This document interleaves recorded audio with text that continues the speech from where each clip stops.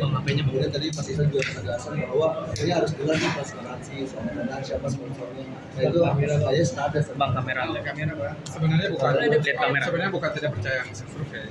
Sebagai masyarakat intelektual kita harus percaya atas hasil riset yang berbasis pada metodologi yang jelas.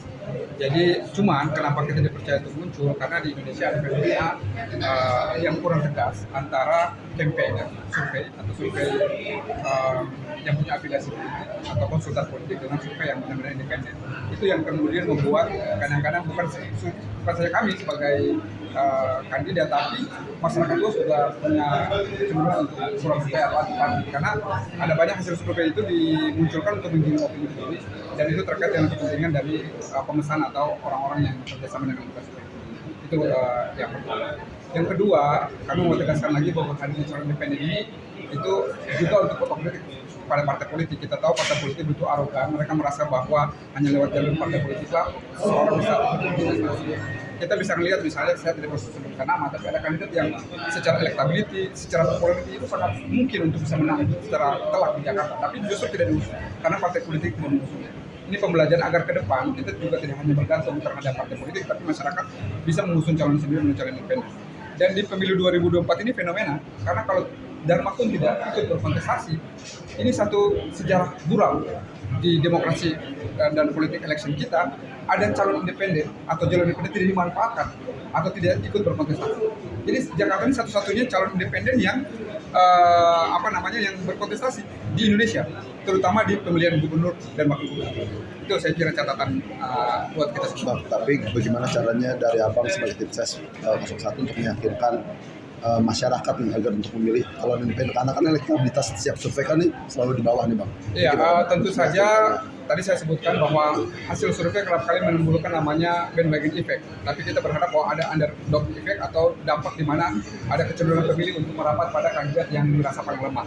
Dan di 1 minggu menjelang hari pemilihan ini, lewat komunikasi terutama lewat media sosial, kami berharap bahwa ada dampak dari namanya underdog effect atau dampak underdog kepada kandidat kami, sehingga swing voters atau terutama undecided voters, orang-orang yang belum menentukan pilihannya bisa berinsut memilih calon independen, dan demikian kita akan bisa kompetitif sampai hari ini.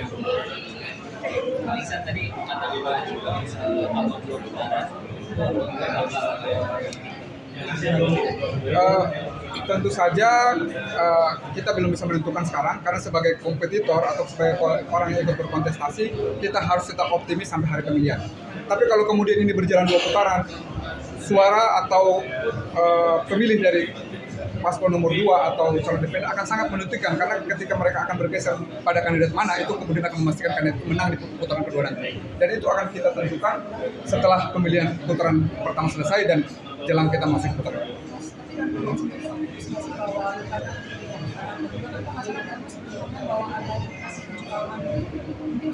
Saya kira indikasi kecurangan dalam pilkada dimanapun itu akan ada. Justru yang disampaikan Bang Dharma itu sebagai semacam early warning ya, peringatan kepada seluruh stakeholder terutama penyelenggara untuk memastikan bahwa pilkada akan berlangsung secara secara jurdil. Tapi kami juga mau bilang bahwa indikasi kecurangan pasti ada, tapi lewat pernyataan itu agar semua lebih awareness, lebih hati-hati akan memastikan bahwa pilkada ini berjalan. Ya, optimis. Kita tentu harus optimis karena undecided voter kita juga cukup besar di semua lembaga survei. Dan pemilih Jakarta ini pemilih yang rasional, pemilih yang well educated, yang mudah terpapar oleh media. Artinya apa? Dalam seminggu ini bisa saja terjadi perubahan yang signifikan terhadap peta politik. Dan kita harus jangan lupa bahwa ada game changer. Misalnya ada sesuatu yang kemudian terkait dengan 2 kandidat, ya kan? Ada persoalan hukum tiba-tiba terkait misalnya, atau ada isu yang sangat mempengaruhi tingkat elektabilitas, bisa saja pasangan kita yang hari ini dianggap underdog itu bisa bahkan muncul naik, dan jangan-jangan putaran kedua itu justru menyertakan Pak Dharma dan Ramadana, bukan salah satu di antara 2. Iya. Oke. Terima kasih.